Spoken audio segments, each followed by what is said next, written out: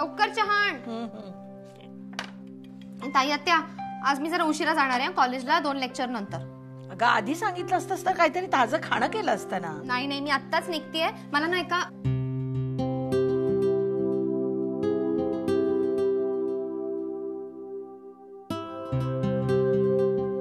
इंटरव्ह्यूला जायचंय.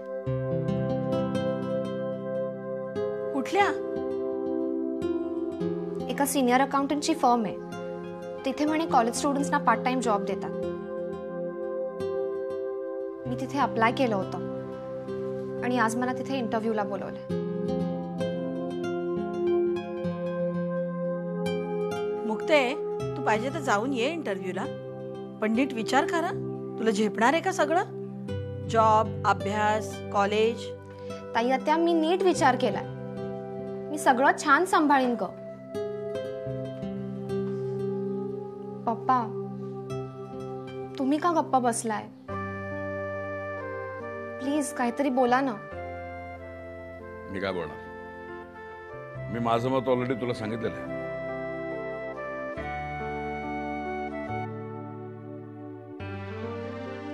पण पप्पा, मी ही नोकरी फक्त पैशांसाठी किंवा चैनीसाठी नाही करत आहे, खरंच. अगं पण मी तसं म्हणालो गो तुला, पण मला असं वाटतं थोडी घाई होती.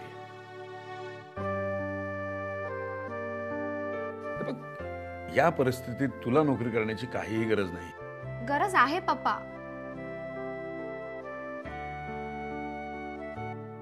Even I want to be independent and prove myself. मी स्वतःच्या पायावर उभी राहू शकते, हा आनंद माझ्यासाठी खूप मोठा असेल. ह्या सगळ्यांनी माझाच आत्मविश्वास वाढेल आणि मग पुढच्या सगळ्या गोष्टींमध्ये मला फायदा होईल.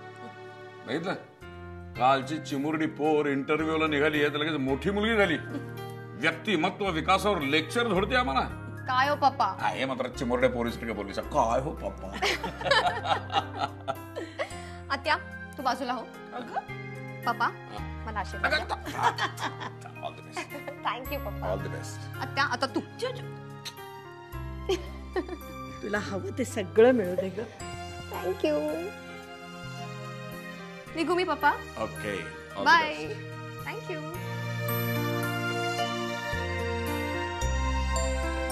मानसे गरम कपडे आले का लॉन्ड्रीतून? हो. आणि ब्लँकेट वर काढून ठेव. हो. हा. वहिनी, मी काय म्हणते, ही खुर्ची इथून उचलून टाकू का? म्हणजे मा आल्या ना की त्यांना वावरायला मोकळी जागा मिळेल इथे. अगं पण कोणी आलं तर मांना बसायला हीच खुर्ची बरी पडेल ना. हो, पण लोक आली की मा बोलणार, म्हणजे मांना बिलकुल विश्रांती मिळणार नाही. अगं आपल्याला जशी काळजी वाटते ना तशी इतर लोकांनाही वाटते. ते नक्की प्रेमाने भेटायला येणार मांना. बरं, तुम्ही म्हणताय तर नाही उचलत इथून, राहू दे. हा, ही शाल हा. आणि मुख्य म्हणजे ही जपाची माळ आल्याबरोबर त्या मागतील, हाताशी ठेव. हो. अगं सागरला पाहिलेस का तू? मगाशीच गेले ऑफिसला. अगो बाई, झाला का घोटाळा? आता फुलं कशी मागवणार?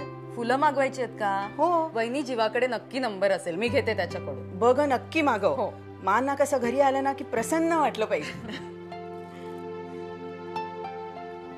निर्मला, अण्णा मला म्हणतायत की तुम्ही काही काळजी करू नका, सगळं व्यवस्थित होईल. पण का कोणास ठाऊक मला मात्र भीती वाटतेय ग. कसली भीती वाटते वहिनी? नाही काही नाही, तू आटप आणि ये खाली लवकर. हो.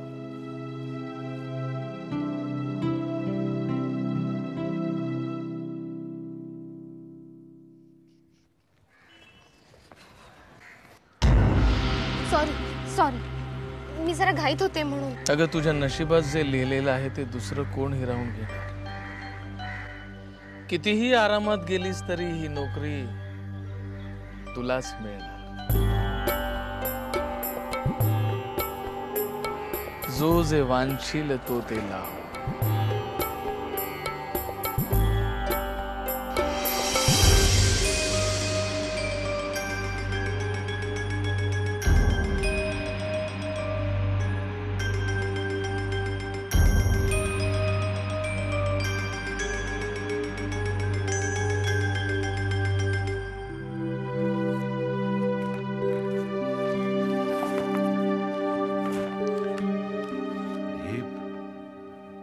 सगळं भयंकर आहे सागर. हो बाबा, खरंच खूप भयंकर आहे. आणि हे हे सगळं चाललंय कधीपासून? ते अगदी नक्की असं सांगता नाही येणार. पण बाबा, गोवर्धन काकांचं जेव्हा कंपनीत येणं बंद झालं तेव्हा कंपनीत जे प्रॉब्लेम सुरू झाले साधारण त्याच वेळी या सगळ्या गोष्टी सुरू झाल्या असाव्यात. तुला काय वाटतं सागर, या सगळ्या प्रकाराच्या मागे कोण असेल? नाही बाबा, म्हणजे आत्ता कुणाचंही नाव घेणं योग्य नाही आहे. आम्ही घेतो ना नाव.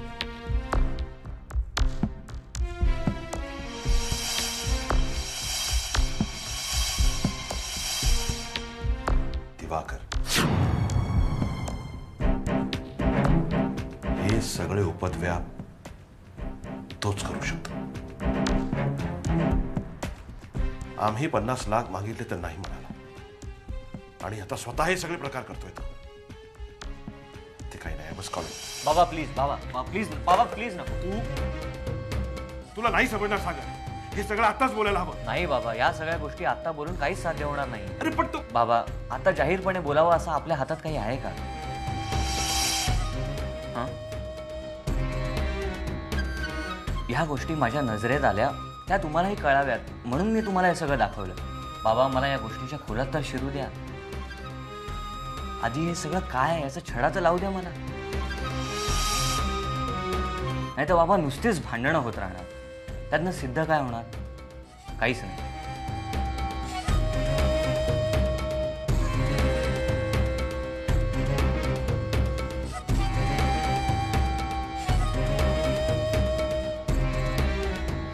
बाबा प्लीज.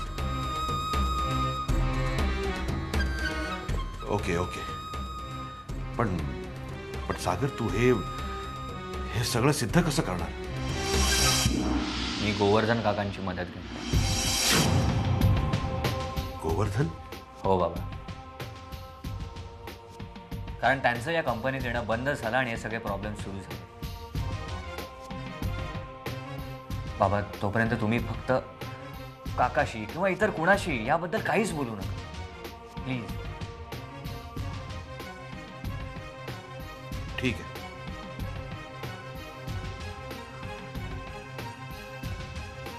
आणि एक गोष्ट लक्षात ठेव, आमचा तुला पूर्ण सपोर्ट आहे.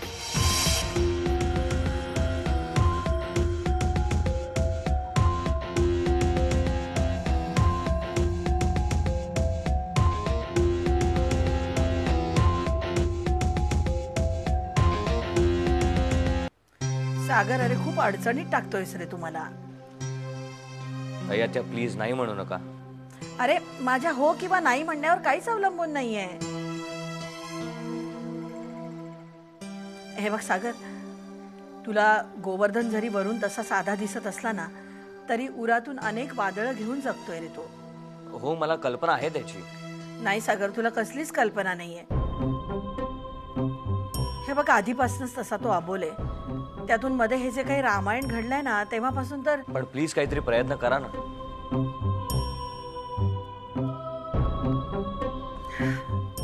सागर, घरातल्या बायकांनी व्यवहारात ठराविक मर्यादे पलीकडे जाऊन जर लक्ष घातलं ना तर ते गोवर्धनला नाही आवडायचं. पण ताई, त्या गोवर्धन काकांनी एवढी मेहनत करून उभी केलेली कंपनी आज संकटात आहे. नाही, मी सुद्धा प्रयत्न करतोच आहे, पण एक गोष्ट खरी आहे ताई त्या की गोवर्धन काकांच्या मदतीशिवाय मी काहीच करू शकत नाही.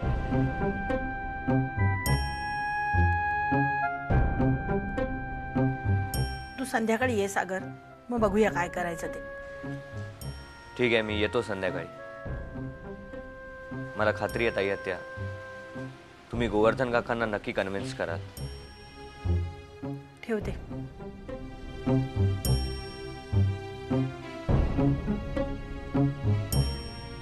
आता गोवर्धनला समजवायचं, आणखी एक दिव्य पार पाडायचं. ह्यातच अख्खं आयुष्य निघून जाणार.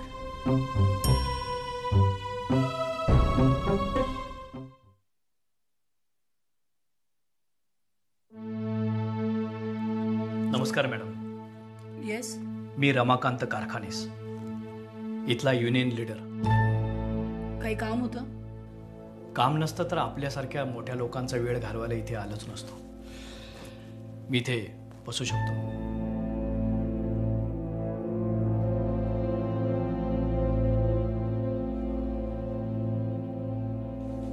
जे काय बोलायचं ते पटपट बोला, माझ्याकडे वेळ नाही. मॅडम, गेली 15 वर्षे मी या कंपनीत नोकरी करतोय. मग तुमचा सत्कार करायचा? छेव, आम्हा गरिबांचे कसले आलेत सत्कार. हातावर पोट भरणाऱ्या माणसांच्या अंगावर हार पडतात ते फक्त मेल्यावरच. हे सांगायला आलात? नाही, ती VRS ची नोटीस मी काढली. पुढे? म्हणजे यापूर्वी आपल्या कंपनीत अशी नोटीस कधीच काढली गेली नव्हती. या कंपनीत जे पूर्वी घडत होतं तेच आता घडलं पाहिजे अशी काही अट आहे का?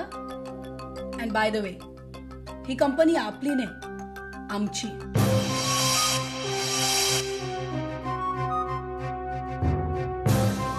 मॅडम, या गोष्टीची जाणीव यापूर्वी कधीही करून दिली नव्हती. आता झाली असेल तर या तुम्ही. मॅडम, कंपनीतला एकही वर्कर VRS घ्यायला तयार होणार नाही. हे ठरवणारे तुम्ही कोण? इथला युनियन लीडर. स्वतःचा हा हुद्दा सुलोचना देवीच्या राज्यात साप विसरून गेलो होतो मॅडम. मिस्टर रमाकांत, त्याची आठवण आत्ता मला करून देऊन काही होणार नाही. मॅडम, 2 वेळचं हक्काचं जेवण मिळवण्यासाठी आमच्यासारख्या सामान्य लोकांची वणवण चाललेली असते. अहो, मग त्याची तरतूद कंपनी करते ना. VRS घेणाऱ्यांना कंपनी पैसे देणार आहे. ते बँकमध्ये ठेवा आणि येणाऱ्या व्याजावर आरामात जगा. नीट ऐकलं नाही तुम्ही. 2 वेळचं जेवण असं म्हणालो नाही मी. 2 वेळचं हक्काचं जेवण असं म्हणालो. मिस्टर रमाकांत, या हक्काच्या गोष्टी माझ्या बरोबर करू नका. तुम्हाला काय वाटतं, तुम्ही कंपनीतल्या लोकांना भडकवून चिथवून ही कंपनी बंद करायला भाग पाडणार? भडकलेल्या स्टाफला शांत करण्याचा प्रयत्न करतोय मॅडम मी, आणि शेवटपर्यंत तेच करत राहील. पण त्याचा उद्रेक झाला तर मात्र निघा तुम्ही. माझा निर्णय पक्का आहे, त्यात कुठलाही बदल होणार नाही, कळलं? मॅडम, तुम्ही घाई करू नका. इथे प्रश्न फक्त स्टाफचाच नाही तरी कंपनीचाही आहे.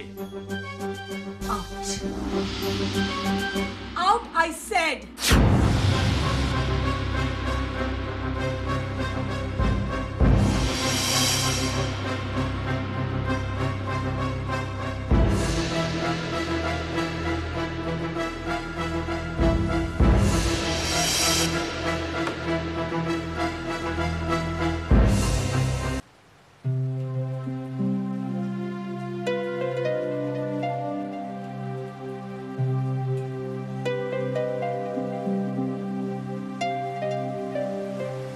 मस्त पाऊस पडतोय ना.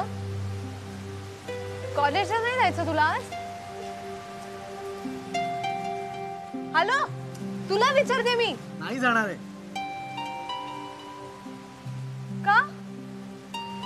मूड नाही माझा. का? मूडला काय झालं तुझ्या?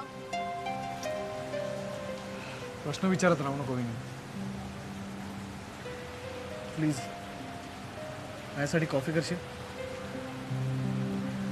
प्लीज. हो, कॉफी करते मी. काही प्रॉब्लेम नाहीये ना? नाही ग, काही नाही. ओके.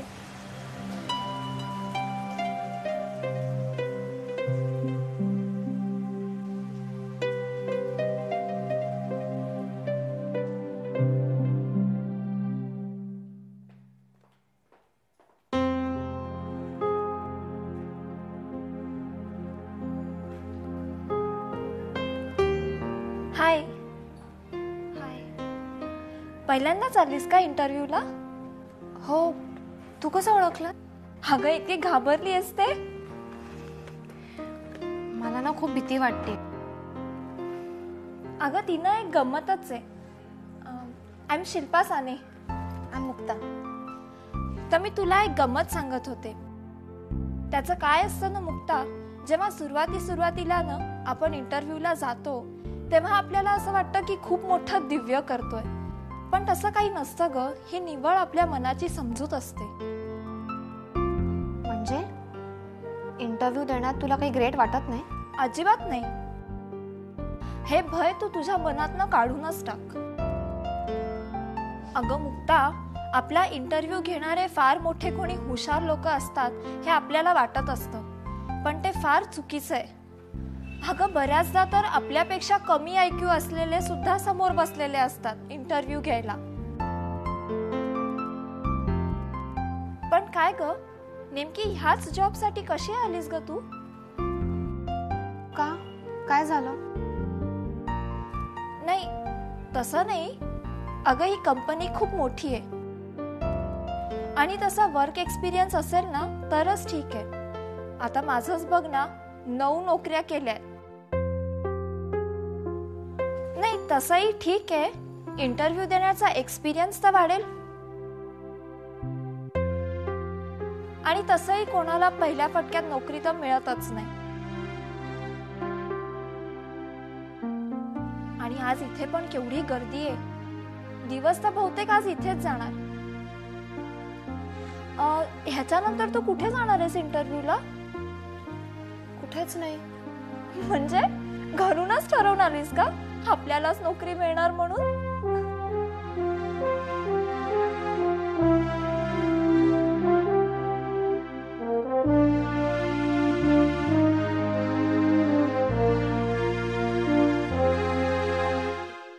काय मेघना काकीने? हो सागर. अरे पण आपले युनियन लीडर म्हणजे रमाकांत कारखानेच ना? हो तेच. अरे पण मी तर ऐकलंय की अतिशय सज्जन माणूस आहे तो. सागर मी आज त्यांना पहिल्यांदा चिडलेला पाहिलाय. मेघना मॅडमनी म्हणे खूप उलटसुलट ऐकवलंय त्यांना. हो हो नक्कीच बोलली असणार. आनंद एक काम कर, येत्या काही दिवसात रमाकांत कारखानेच आणि माझी मीटिंग घडवून आण. ठीक आहे, मी पिऊनकडनं निरोप. नाही आनंद, पिऊनकडनं नाही, तूच जा.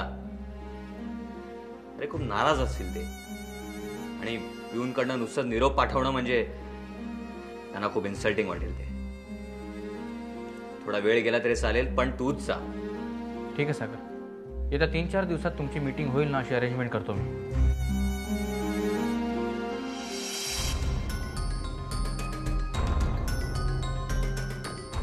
आनंद काही झालं तरी मला कंपनी स्ट्राईक होऊ द्यायचं नाही. मग सावकाश.